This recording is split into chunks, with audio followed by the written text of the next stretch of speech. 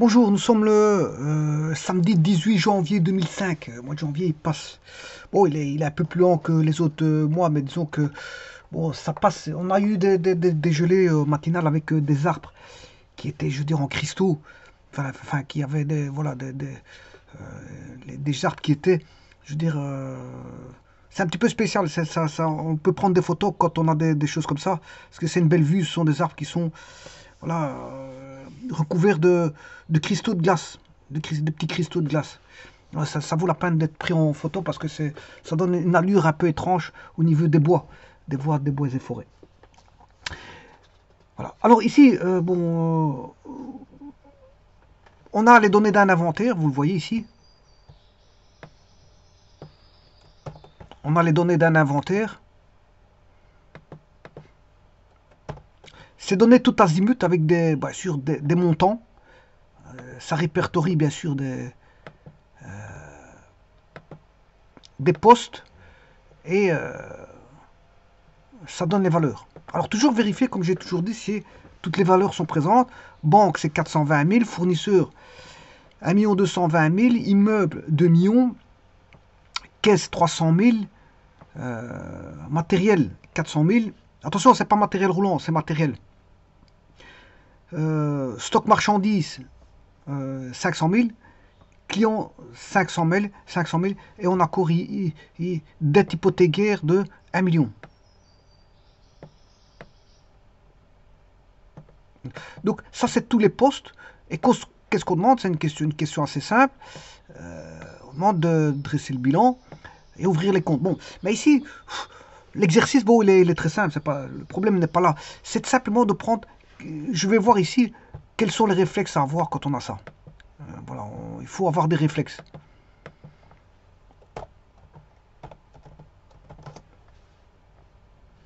Bon, le réflexe, bien sûr, il y aura des réflexes, mais après, bien sûr, il y aura une observation, parce que, comme son nom l'indique, réflexe, bon, un réflexe, on réfléchit pas trop. Voilà, on tape tout azimut, voilà, des connaissances ou un savoir-faire sans trop réfléchir. Voilà, ça s'appelle du réflexe. Réflexe, il vient parce que, pourquoi? Parce que quand vous apprenez à marcher au départ, quand on est petit, ou quand on a une fracture, et qu'il faut réapprendre à marcher, ou quand on a voilà, quelqu'un qui a un accident vasculaire cérébral et qui devient paralysé, ben, il doit réapprendre voilà, de nouveau ses réflexes. Il doit réapprendre le cerveau à voilà, reprendre une démarche qui était, je veux dire, basée sur des réflexes auparavant, et puis après, à un moment donné, il s'est passé quelque chose, le réflexe a été perdu, il faut rattraper le réflexe pour autant qu'il soit rattrapable, parce que parfois on peut avoir des paralysies, je veux dire, temporaires, mais parfois on peut avoir une paralysie, je veux dire, permanente. C'est-à-dire un handicap qui va rester tout le cours de la vie, tout le cours de la vie de la personne. Donc, il y a ce fameux réflexe, le réflexe, bon, on agit instinctivement, sans trop, je veux dire, euh, voilà, sans trop réfléchir. Réflexe, on réfléchit pas.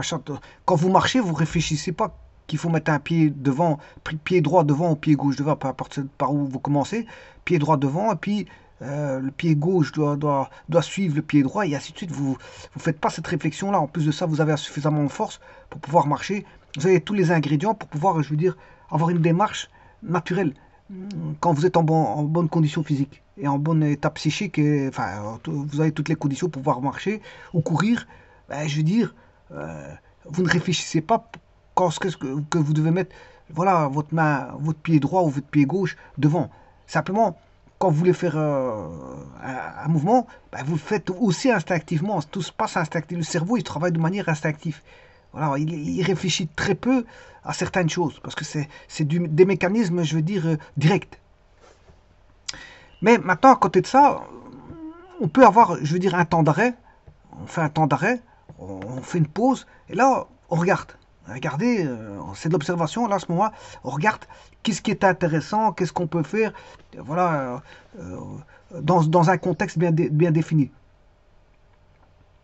Là, dans l'observation, on observe pour pouvoir prendre des, voilà, pour réfléchir. on va réfléchir à certaines choses, par l'observation, on va regarder, puis après regarder, on va observer, puis on va réfléchir. Bon, donc, dans ce contexte ici, il y a les données d'inventaire. Bon, ici, il n'y a pas 36 000, 36 000 je veux dire, choses à faire, puisqu'il faut dresser le bilan et ouvrir les comptes. C'est ce que je vais faire. Bon. Alors, on peut déjà raisonner sur voilà, le bilan. On peut se dire, ouais, je peux faire un bilan géométrique et regarder ce qui s'y passe dans ce bilan géométrique. Voilà.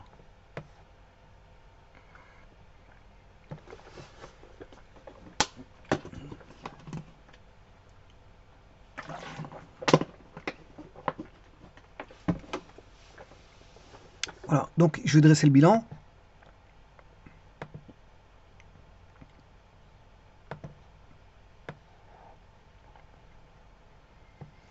Voilà. Alors, bien sûr, dans le bilan, vous avez le côté actif et passif. Donc c'est un bilan qui provient de l'inventaire, hein, d'un inventaire qui est donné.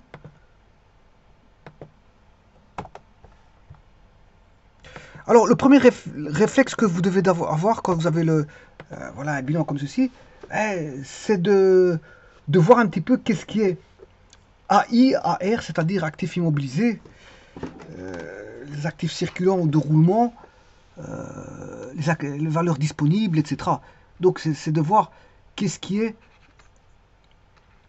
actifs immobilisés, actifs circulants ou actifs de roulement, qu'est-ce qui est valeur réalisable, valeur disponible, qu'est-ce qui est voilà, dette à long terme, qu'est-ce qui est dette à court terme, qu'est-ce qui est capitaux propres.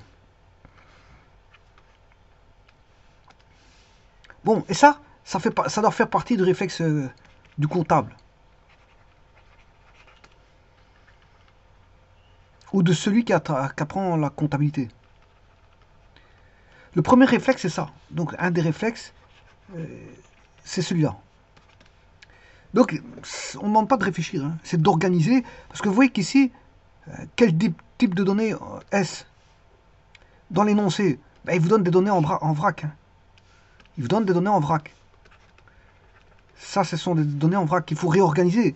Parce que celui-ci, ce sont des valeurs disponibles, donc il va à la fin. Voilà. Ça, ce sont des dettes fournisseurs, des dettes court terme. Voilà. Ceci, c'est voilà, des valeurs immobilisées. Donc, c'est-à-dire des actifs immobilisés. Un immeuble, c'est de l'immobilisé corporel. Dans ce cas-ci, c'est du corporel. Matériel, c'est de l'immobilisé corporel. Voilà. Et ainsi de suite. Donc ici, vous avez les créances, des créances court terme, des dettes, je veux dire, hypothécaires à plusieurs années, long terme. Et donc, c'est comme ça qu'il faut déjà organiser, c'est de savoir comment on peut organiser de cette façon-là. Et je vous rappelle que dans la comptabilité, le réflexe, c'est de voir aussi que plus vous descendez dans l'actif, plus ça devient liquide.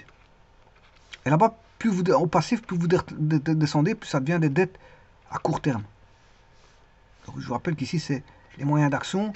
Ici, c'est la source des moyens d'action. Si vous voulez, ici, ce sont les avoirs. Et voilà, et ça, ce sont les dettes. Les dettes.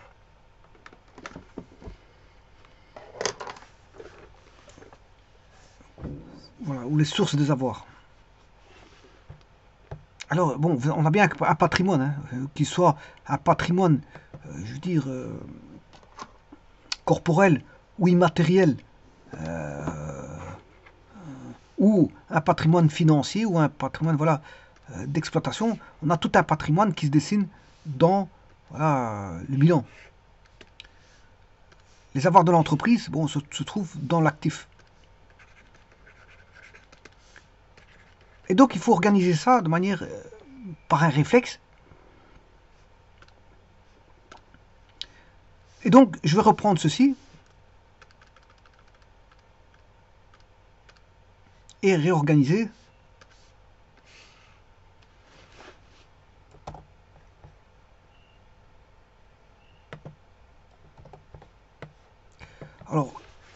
Banque, c'est du liquide, c'est dans le fond. Caisse, c'est beaucoup plus liquide que banque, c'est encore plus dans le fond. Matériel, c'est des actifs immobilisés. Immeuble aussi. Fournisseur, c'est des dettes court terme. Stock de marchandises, c'est des valeurs d'exploitation. Client, c'est des créances. Alors, c'est des créances court terme. Parce que, bon, les créances court terme, il y a le stock ici. Les créances court terme, c'est au-dessus. Créances, ici, c'est les créances long terme. Alors que les créances court terme sont en dessous du, voilà, du stock. D'ailleurs, ici, c'est pas pour rien que c'est le 3. Client, c'est au niveau du 4. Voilà. Alors, si matériel, c'est dans les 20.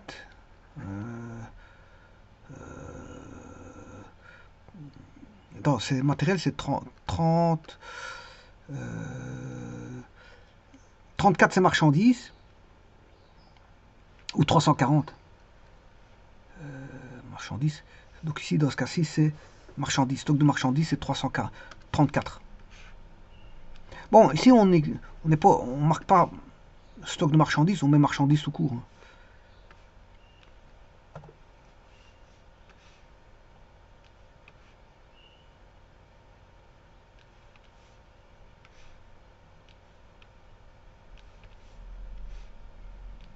Bon, quand je parlais de numérotation, c'est pour les comptes. Hein. Parce qu'ici, dans un bilan, il n'y a pas de numérotation. Alors là, on a dette long terme, dette hypothécaire, c'est du long terme.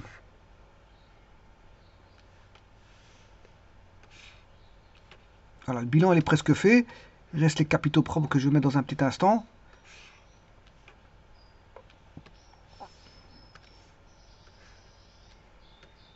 Donc 2 millions. 400 000. 500 000. 500 000. 420 000. 300 000. Je vais tirer un trait ici. Je vais tirer un trait ici. Et ça va me permettre de trouver les capitaux propres. Capitaux propres. Bon, ça c'est le premier réflexe à avoir. Donc c'est d'organiser, comme je vous ai dit, suivant, voilà, au niveau du passif, suivant les voilà, capitaux propres, les dettes à long terme et les dettes court terme. C'est la première façon de faire. C'est un réflexe. Quant à l'actif, ben, c'est d'organiser suivant voilà, les actifs immobilisés, voilà, les valeurs réalisables, les valeurs, les actifs circulants, les actifs ou actifs circulants de roulement, les valeurs réalisables, les valeurs disponibles. Voilà, et ça c'est la première chose à faire. Donc c'est une organisation faite par un réflexe. Vous devez avoir un réflexe dès le moment où vous avez, je veux dire, voilà, et donc comme j'ai dit ici, ça venait en vrac. Hein. Et donc il faut réorganiser pour remettre dans le but. Parce que c'est normal parce que quand vous faites un inventaire, on commence pas à faire de l'organisation. Hein. Un inventaire, on passe par les. Si ce sont des. Voilà, des. Comment on appelle ça? Des étagères, ben, on fait ce qui vient en premier, et voilà, première étagère, deuxième étagère, troisième étagère, quatrième étagère, cinquième étagère. Je m'excuse.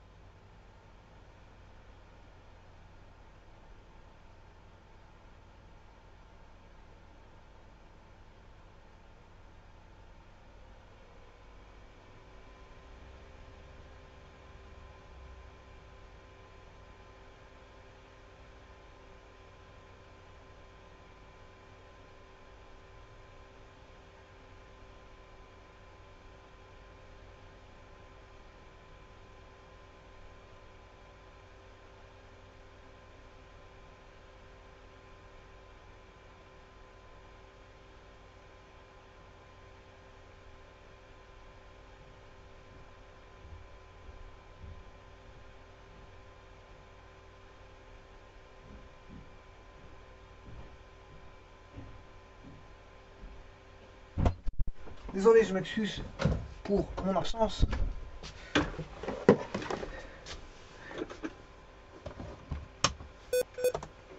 Donc je disais, ici, la première réflexe qu'il faut avoir, c'est d'organiser tout correctement. Donc en fonction, comme j'ai dit, d'actifs circulants, voilà, enfin plutôt, je veux dire, dans l'actif, au niveau de l'actif, il faut actifs immobilisés, les valeurs immobilisées ou les actifs immobilisés, les valeurs, voilà, les actifs circulants ou de roulement, avec les valeurs réalisables ou les valeurs disponibles. Partie gauche, c'est-à-dire actif, et partie droite, passif, fonds propres, dette à long terme et dette à court terme. Bon, c'est la première chose à faire. Et comme je disais, dans un magasin, ben, les inventaires, eux, ils prennent au tout venant, tous ils font, voilà, première armoire, deuxième armoire, troisième armoire, ils commencent pas à faire des organisations, hein. Voilà, l'inventaire est en vrac, c'est ça que j'ai mis. Voilà, dès le moment où, voilà, immeuble autant, voilà, caisse autant, matériel, ça vient au tout venant, hein. Le premier venu, c'est lui qui est écrit, je veux dire, en tant que valeur de stock. Donc, c'est pour ça que dans un donné d'inventaire, c'est pas forcément organisé, hein. C'est pas forcément. Certains vont l'organiser, oui, mais je veux dire, c'est pas forcément organisé. Par contre, le bilan, c'est une organisation. Le bilan, c'est une organisation d'office. On demande de tenir une certaine forme d'organisation. Voilà, et là, c'est fait. Bon, maintenant, par contre, il faut que je trouve ma machine pour faire un total. Donc, c'est 2 millions. Alors, ici, je vais calculer en unités, en milliers. Donc, je vais faire 2000 plus 400 plus 1000 plus 420 plus 300. Ça fait... je vais recommencer. Alors, le but de la manœuvre ici, c'est d'avoir bon. Hein. C'est pas de calculer vite. Hein. C'est de calculer peut-être vite, mais bien. Mais celui qui ne calcule pas vite, ben, je veux dire, il doit calculer bien. Parce qu'on joue avec des valeurs. C'est le tout, c'est de pas de se dire, bon, c'est pas, je veux dire, il faut avoir toutes les valeurs bonnes. Hein.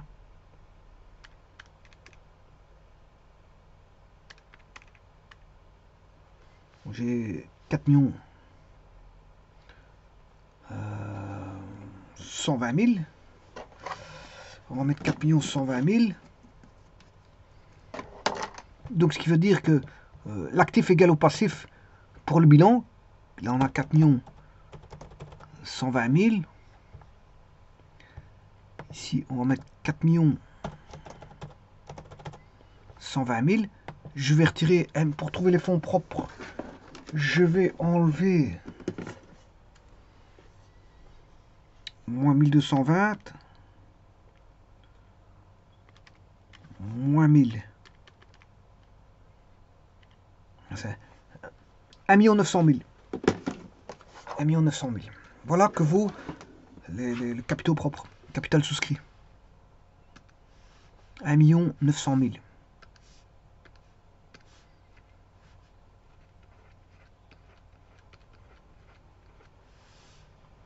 Donc, comme j'ai dit, le but c'est d'avoir bon. Hein. C'est pas de commencer à vouloir calculer, vouloir aller vite et puis après on a faux. C'est d'avoir bon. Parce qu'ici, en comptabilité, vous avez pas bon les valeurs, c'est faux. Hein. La comptabilité, ça, bon, surtout pour les étudiants, des valeurs fausses, c'est zéro. Hein, je vous le dis tout de suite. Voilà, on va dire ça comme ça. Donc, il faut être, je veux dire, très, très pointilleux avec les chiffres ici. Hein. Et pour une entreprise, c'est encore pire, parce que ceux qui se trompent, ils peuvent avoir un C4, c'est-à-dire un formulaire qui lui dit qu'il a fait une faute grave. Voilà, à chaque fois, parce que des erreurs peuvent être vues comme de la corruption, alors que le gars, il s'est trompé. La personne s'est trompée. Je veux dire, bon, s'il se trompe une fois, c'est pas grave, quoique, bon, s'il se trompe sur des gros montants, c'est quand même grave. Mais il ne doit pas se tromper. La comptabilité, on ne peut pas se tromper. Bon, c'est toujours voir s'il y a des erreurs hein, et se rectifier, mais éviter les erreurs. La comptabilité, comptable, c'est compter et savoir compter correctement. Et compter correctement, savoir bon. C'est pas de compter vite et avoir tout mauvais, c'est de compter correctement. Alors maintenant, on peut faire une observation sur ce bilan. Je vous ai dit que à partir du premier réflexe, c'est d'avoir une observation, et donc on peut discuter, on peut faire ce qu'on appelle un bilan géométrique, et voir qu'est-ce qui prend beaucoup plus d'ampleur là-dedans. Ouais, on voit que l'immeuble, bon, c'est quand même une grosse ampleur. Ensuite vient marchandises et clients, ensuite vient banque, et suite matériel et caisse. Donc, vous voyez, on peut organiser par un tri, ou alors faire un bilan géométrique, c'est-à-dire par dimension, avec une certaine, le dessiner avec, comment on appelle ça, une certaine échelle. Ou alors on peut faire un tri aussi, hein, de savoir quels sont les postes les plus importants. Enfin, on peut faire un tri. Alors, dette hypothécaire 1 million, bon, et 1 220 000, bon, donc ça veut dire que les dettes hypothécaires, c'est la moitié de l'immeuble, on le voit, la moitié de l'immeuble, hein, c'est la moitié. Les fournisseurs, bon, les fournisseurs, c'est quand même assez conséquent, puisque ça vaut la moitié de l'immeuble. Voilà, et on peut discuter là-dessus. Les fonds propres sont importants aussi. Les fonds propres valent presque la valeur de l'immeuble. Voilà.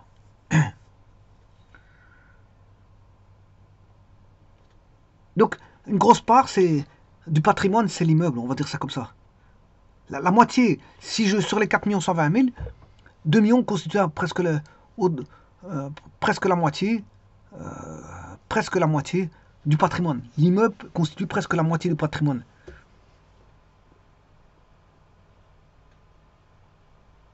Alors, l'entreprise doit beaucoup fournisseurs. Vous le voyez très bien, 1 220 000, c'est énorme. C'est la moitié du. Donc, c'est-à-dire, c'est au-delà du quart du patrimoine. Hein. Le fournisseur, les dettes fournisseurs, c'est voilà, au-delà du quart du patrimoine. Donc, on peut représenter les masses du bilan de manière géométrique. Donc, vous voyez qu'il y a quand même quelques réflexes. Et on peut, je veux dire, faire de l'observation et commencer à se. Voilà. Et alors, après, une fois que ça c'est fait, un autre réflexe, ouvrir les comptes. Voilà, je vais faire l'ouverture des comptes. Alors, le premier des réflexes, c'est de savoir combien de comptes qu'on a. Donc ici, on va regarder. 1, 2, 3, 4, 5, 6 comptes d'actifs et 3 comptes de passifs. Ça fait 9 comptes. Donc, vous devez faire intervenir 9 comptes. Alors, vous en dessinez un, pas trop grand non plus.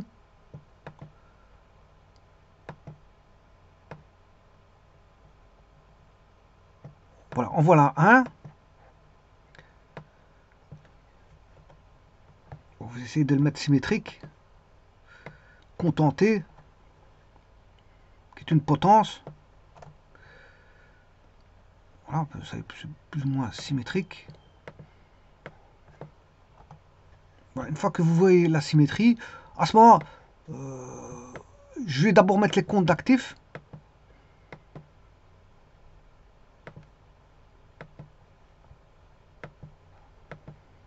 Cet instant.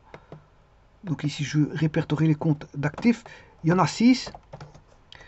Et puis, je mettrai les comptes de passifs, il y en a 3. Donc, c'est-à-dire que je vais faire... Alors, chaque fois avec débit, crédit. Hein.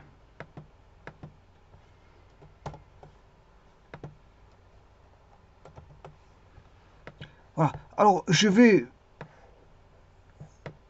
faire une copie. Enfin, 6 copies. 1, 2, 3, 4. Alors, vous les disposez comme bon vous semble. 5, 6. Ensuite, voilà, ça c'est fait. On a bien nos 6 comptes d'actifs. Vous les remontez pour essayer de tenter de placer les comptes de passifs. Et là, je vais chercher 3 comptes de passifs. Donc, il suffit de faire une copie de ceci. Voilà. Et alors, bon, là, le réflexe, c'est que vous devez connaître. Bon, il y aura la numérotation. Vous devez vous habituer progressivement aux étiquettes du PCMN et à, comment on appelle ça, à la numérotation. Alors, qu'est-ce qu'on a? Petit instant, je regarde ici. Alors, on a construction. Matériel, c'est installation, machine, outillage. Voilà, marchandises, c'est marchandises. Voilà. Donc, les trois premiers. Donc, on aura immeuble, c'est construction.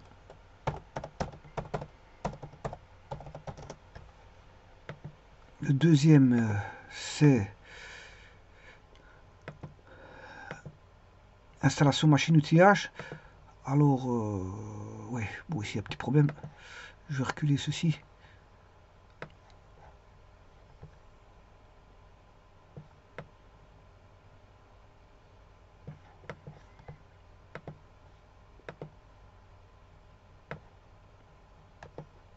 Alors, ce que vous pouvez faire, c'est regrouper comme ceci.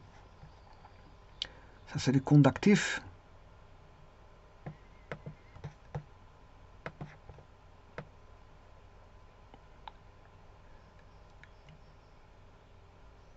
Ah. Et les comptes de passifs.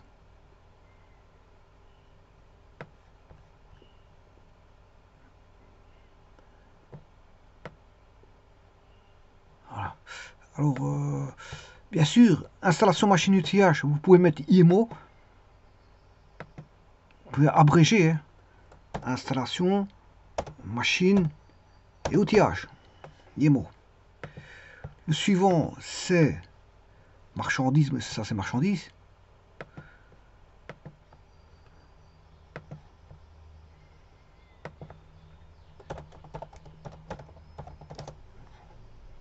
Bon, généralement, c'est au pluriel. Hein.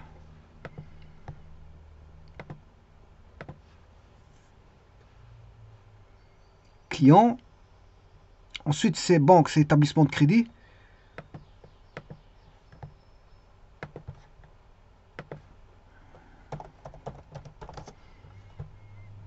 Alors, établissement de crédit, bon, je peux l'appeler banque, hein, c'est bon. Parce qu'il y a caisse espèce, etc. Bon. Ici, moi, je vais mettre banque. Alors, le dernier, ça doit être caisse. Effectivement, c'est caisse.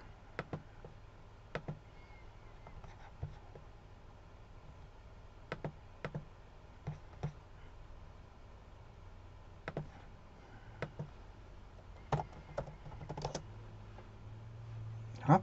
Alors, je vais déjà mettre les montants, hein, comme ça, bon, c'est fait. Les numérotations. Alors, la numérotation, devez connaître par cœur, c'est un des premiers réflexes que vous devez avoir, c'est la numérotation.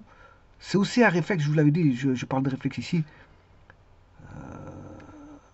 Un petit instant, parce qu'ici, j'essaie de reculer. Voilà. Je vais mettre le numéro des rubriques, ou les numérotation des étiquettes. Alors, je vous rappelle que construction, c'est 221.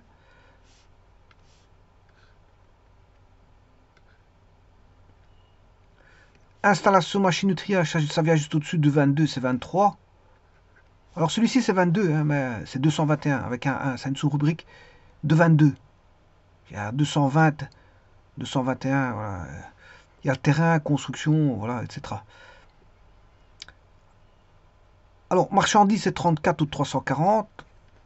Voilà. Client, c'est dans le compte 4, c'est 400. Ou si vous voulez, c'est chiffre d'affaires. Non, c'est. On va dire client. On va dire client. C'est client.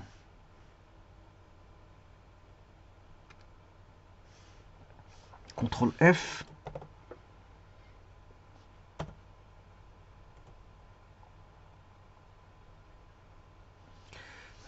Client, créance commerciale. Hein. Donc c'est client. 400, c'est client.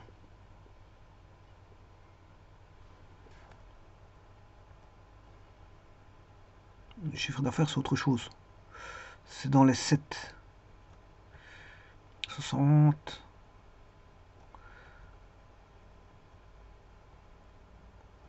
C'est vente de marchandises. Chiffre d'affaires, c'est vente de marchandises. 63, 64, 65, 66, 67. Oui, chiffre d'affaires, c'est vente de marchandises, c'est ça. Vente de prestations et services. Donc pas tout confondre non plus. Voilà, faire attention à ça. 340, 400, c'est clients. Ouais, vente, c'est vente de marchandises, la compte de produits, c'est 700. Chiffre d'affaires, c'est 700. Pas confondre avec voilà, 400. Alors, banque, c'est 550 ou 55. Ici, comme on se met avec ces banques, c'est 550. Caisse, c'est caisse espèce. Ça fait partie du... c'est fort liquide, ça c'est le plus liquide, c'est 570. 570, voilà. Alors maintenant, il faut que j'enregistre vite les valeurs.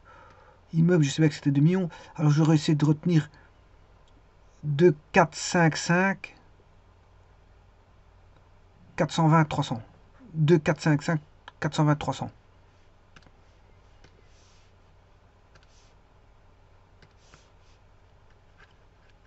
Deux, 4, 5, 5, 420, 300.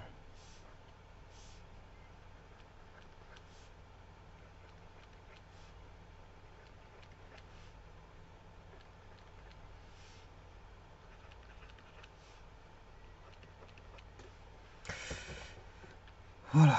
Alors maintenant, donc on a bien...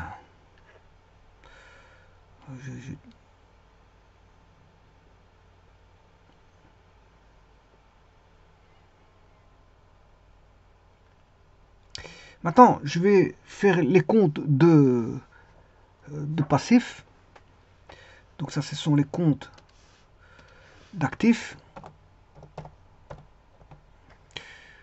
Ici, je vais mettre les comptes de passifs. Là, vous savez très bien que c'est... On va mettre capital souscrit.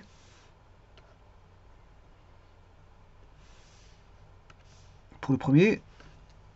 CP, vous pouvez mettre CP pour capital souscrit. Ou capital... ou CS, capital souscrit.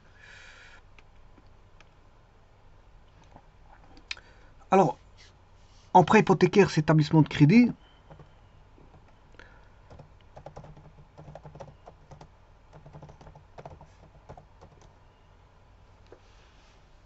C'est une dette long terme. Hein.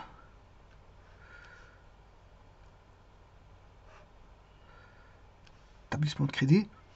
Et bien sûr, il y a fournisseur.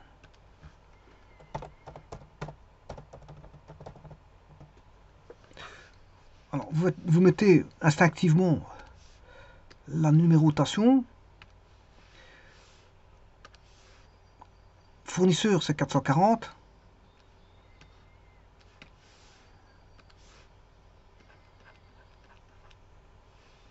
Établissement de crédit, c'est compte 17, c'est 173.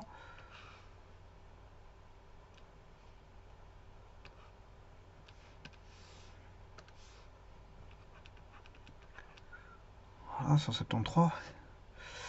Et alors, le capital souscrit, c'est le 10. Alors, je vais voir ici. On va voir le 173. Ah, c'est établissement de crédit, c'est bien ça. Ce sont des dettes à plus d'un an.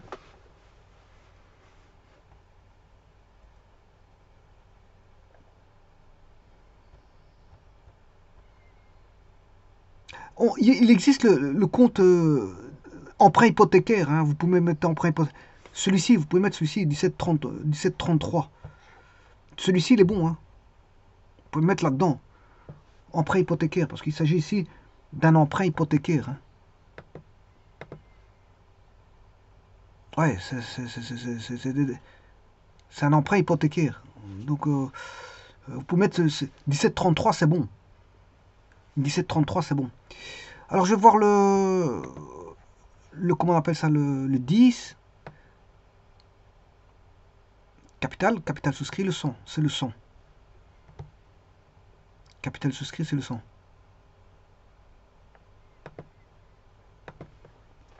10 ou 100, on va dire ça comme ça. Alors maintenant, je vais mettre les montants. 1 million, 1 220 000, et 1 million, donc 1900, 1000, 1220.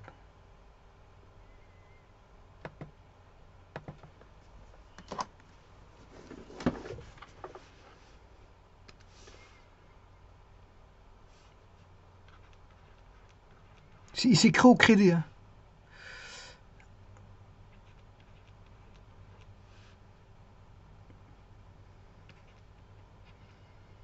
Parce que ce sont des comptes de passifs.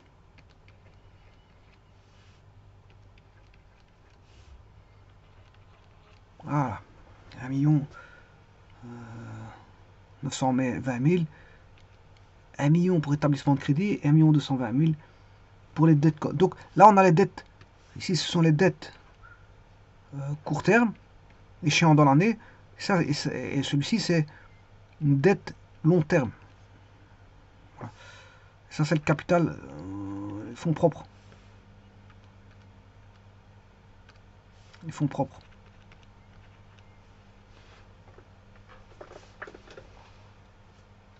Alors, je rappelle qu'un compte d'actifs, il s'alimente par le débit et se vide par le crédit. Ça, c'est les comptes d'actifs. Inversement, les comptes de passifs, ils s'alimentent par le crédit et ils se vident. Bon, je sais pas comment est-ce que je pourrais faire vider. J'ai mal fait mes flèches. Alors, s'alimenter. Là, il rentre. Il rentre. Là, il s'alimente. Il s'alimente ici. Pour les comptes de passifs, il s'alimente par le crédit. Et pour les comptes actifs, il s'alimente pour le crédit. Pour les comptes, ça c'est vidé. Le compte d'actifs, il se vide par le crédit. Voilà. Et les comptes, je veux dire, de passifs, ils se vident par le débit. Là, il se vide.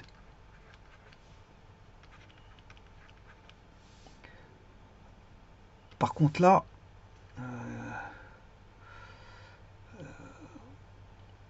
j'ai oublié le mot. Vide ici. Ils se remplissent. Ils s'alimentent. Voilà, j'ai trouvé le mot. Ils s'alimentent. Donc, ne pas confondre un compte d'actifs et un compte de passifs.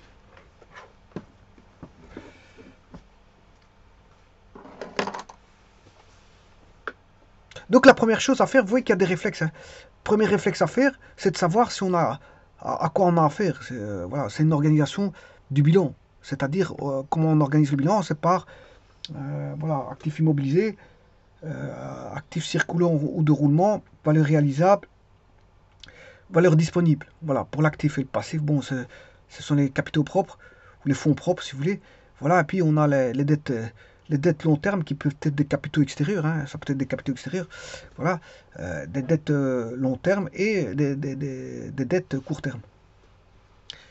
Donc voilà, il y a le non exigible et l'exigible. L'exigible long terme et l'exigible court terme. Le non exigible qui est bien sûr les capitaux propres ou les fonds propres. Ça c'est le premier réflexe. Second réflexe, c'est de faire la séparation, je veux dire, des comptes d'actifs et de passifs. Voilà. Et après, bon, c'est de mettre les bonnes étiquettes. Le bon réflexe, c'est de mettre les bonnes étiquettes. Vous devez les connaître par cœur parce qu'à force de les utiliser en comptabilité, ben, on finit par les connaître par cœur, ça d'office. Bon, quand c'est des rubriques qui viennent souvent, parce que quand c'est des rubriques exceptionnelles, là vous devez chercher. Quand c'est des rubriques qui tournent toujours, marchandises, IMO, construction, banque, caisse, client, voilà, ça tourne toujours, ça apparaît toujours. Alors, pour moi, toute entreprise a des marchandises. Toute entreprise a une caisse.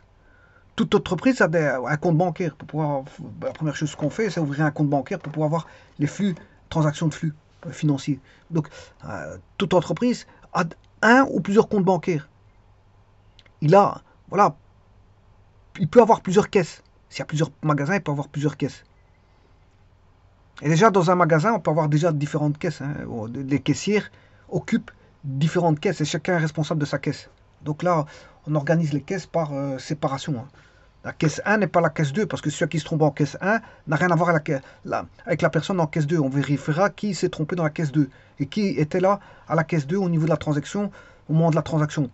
Voilà, donc je veux dire, vous voyez que les caisses peuvent être organisées par compartiment et par personne qui vient travailler dans ce comportement en fonction, voilà, des occupations, euh, du temps de ces caisses. Voilà, une caisse, elle n'est pas toujours complètement occupée. Hein. Parfois, il y a des caisses qui sont vides et puis après, on reprend une autre caisse. Et, bon, la gestion des caisses, elle est, voilà, c'est une façon de voir les choses par le gestionnaire du magasin. Donc, tout magasin a une caisse, tout magasin a un compte en bancaire. Ou tout, je veux dire, toute entreprise possède des caisses. Généralement, les entreprises ont des comptoirs où les clients arrivent et voilà, il y a des ventes comptoirs. Ouais, donc, ils ont des caisses. Alors, ils ont toute entreprise a des comptes bancaires. Ils ont des clients, enfin, heureusement, parce que sinon, bon, je veux dire, c'est malheureux de ne pas avoir de clients. Voilà. Euh, et toute entreprise a voilà, des constructions, parce que là où une activité se fait, on ne fait pas ça en plein air. Hein. On fait pas ça en plein air. Voilà. Je veux dire, il faut des constructions. Et encore, même si vous allez en plein air, ça appartient à la voie publique, donc je veux dire, du domaine public. Donc, vous ne pouvez pas faire ce qu'on veut. Celui qui veut faire quelque chose au niveau de la voie publique, ne fût-ce que. Mais il doit payer une taxe. S'il veut faire, par exemple, voilà, comment est-ce qu'on appelle ça? Une petite bourse de vente. Euh, petite bourse de vente en rue, ben, je veux dire, il va être taxé. Il y a un précepteur des impôts qui va passer, qui va lui donner un ticket pour comme quoi il peut occuper la place publique pour pouvoir vendre. C'est comme ça. Donc, s'il n'y a pas de construction qu'on vend en extérieur, je veux dire, il y a toujours voilà, une histoire d'impôt qui intervient. D'occupation des lieux, une taxe communale. On va dire ça comme ça. Donc, euh, j'arrive pas à trouver le mot, comment on appelle ça. C'est une bourse. J'ai appelé ça bourse, une bourse, ben, voilà, de vente, mais ça s'appelle, on va dire, c'est une foire extérieure. Je sais pas comment j'ai oublié le nom. Une foire, on va dire que c'est, j'arrive pas à revenir sur le mot. Enfin, ce sont des affaires. On vend toutes sortes de bibelots, etc. Les gens vendent des livres, des bibelots, voilà, tout ce qui est vendable, ben, ils le vendent, des fonds, des fonds de grenier, etc. Ils vendent tout. Ben, j'arrive pas à retrouver sur le mot. Enfin bref. Donc, toute entreprise a des constructions, toute entreprise a des installations, des machines-outillages, constructions pour lesquelles, je veux dire, ils se mettent à l'abri pour pouvoir, voilà, faire des dossiers, établir des dossiers, voilà, enfin, être à l'abri, mettre du personnel à l'abri parce qu'il y a, bon, la météo, je veux dire, on fait pas ça d'eau, je veux dire, toute personne habite dans une habitation, je veux dire, qui, voilà, elle se met à l'abri des intempéries, du froid, etc., des saisons, voilà, de l'hiver, etc., donc elle construit des maisons, des immeubles, des appartements, voire, voilà, donc toute entreprise fonctionne dans des constructions euh, où leur personnel est au chaud, je veux dire, avec de l'éclairage, etc., etc. Voilà. Et donc toute entreprise a des fournisseurs aussi. Hein. Vous voyez, rien que ceci, vous voyez que vous êtes bien au niveau, on a des clients, on a des fournisseurs, on a un compte bancaire, ben, rien que ça, et bien sûr il y a des marchandises qui tournent, ben, rien que ça, on voit tout de suite que, ben, si vous voulez rajouter cela, ben, tout de suite, on voit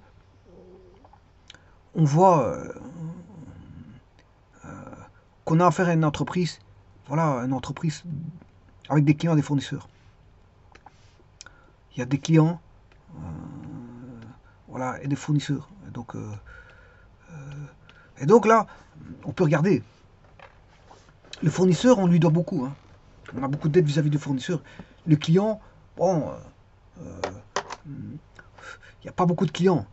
Enfin, en montant. En montant, il y a plus au niveau fournisseur que client. Et alors, il y a un stock de marchandises aussi. Vous le voyez. Là, ça peut se transformer en disponible pour autant que ça se vende, la marchandise. Bah, il faut toujours de la marchandise, hein, le stock de marchandises. Pour autant qu'elle n'est pas périmable, c'est toujours intéressant parce qu'on sait toujours vendre. Si on ne vend pas aujourd'hui, on vendra demain. Si on ne vendra pas demain, on vendra après-demain et ainsi de suite. Ça, c'est pas un problème. Du moment que c'est pas périmable ou périssable, je sais pas comment on dit, périmable ou périssable. Ça a des deux, deux termes. Je sais pas trop si c'est le premier ou le deuxième. Voilà, périmable ou périssable. Je sais pas si on dit les deux d'ailleurs. Voilà, donc ici, euh, la marchandise, il en faut toujours. Alors, l'argent en caisse, il en faut toujours, c'est toujours intéressant parce que c'est du liquide. Voilà, la banque, plus l'entreprise a de l'argent en banque, mieux c'est. Plus il a des machines à installation machine-outillage, tant mieux, mais il faut faire attention au vol parce que quand il y a des gens qui ont beaucoup de matériel, il faut surveiller. Ça demande une nécessité de surveillance. Voilà, des machines et de l'outillage parce que ça se vole beaucoup. Parfois, il y a des camionnettes qui sont volées directement avec tout l'outillage et parfois qu'il y en a, ils ne sont pas assurés, ils ont tout perdu, hein. Ils peuvent perdre jusqu'à 25 000, 30 000 euros s'ils ne sont pas assurés. Voilà. Bien sûr, à ce moment-là, les gens lancent des recherches pour savoir qui a volé. Donc, ils payent comptant, hein, ceux qui ont des sources d'informations pour pouvoir voir, pour pouvoir tomber sur les voleurs. Donc, ils font des recherches par eux-mêmes en payant des gens. Donc, quand ils ont perdu 25 000 euros, c'est normal qu'ils payent, ils sont capables de donner 1000 ou 1200, 2000 euros pour retrouver les voleurs et voilà, les traduire en justice et récupérer ses biens. Voilà, on va dire ça comme ça. Donc vous voyez qu'il y a des réflexes en comptabilité, hein. C'est les premiers réflexes à avoir.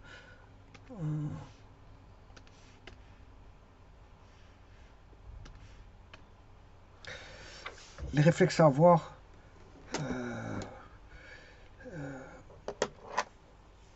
en comptabilité. Et donc ici il y a très peu de comptes, hein. Mais en comptabilité on gère beaucoup de comptes. On gère beaucoup de comptes. Ici c'est juste un exemple pour vous dire que il faut des réflexes. Il faut avoir des réflexes. Des réflexes, voilà, une observation, etc., etc. Je vous remercie.